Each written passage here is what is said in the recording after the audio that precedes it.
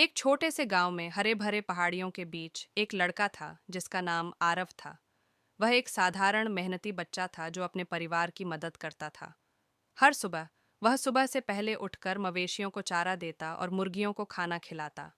कड़ी मेहनत के बावजूद आरव हमेशा खुश रहता और बड़े सपने देखता था। एक दिन नदी के किनारे चलते हुए उसने कीचड़ में एक पुराना जंग लगा हुआ कंपास देखा।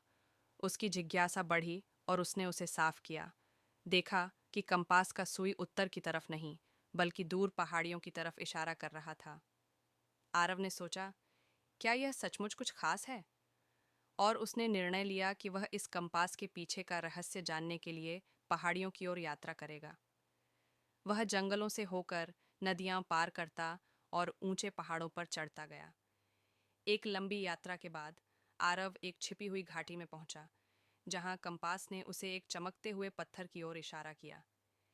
जैसे ही उसने उस पत्थर को छुआ, वह जगमगाने लगा और एक गुप्त गुफा के दरवाजे को खोल दिया, जिसमें प्राचीन खजाने और ज्ञान से भरे हुए पुराने ग्रंथ थे। आरव को समझ में आया कि कंपास ने उसे सोने का खजाना नहीं, बल्कि ज्ञान का खजाना दिया था। यह ज्ञान उसके गांव के लिए बहुत मूल्यवान था। वह घर लौट आया और उसने उस ज्ञान को अपने परिवार और गांव वालों के साथ साझा किया।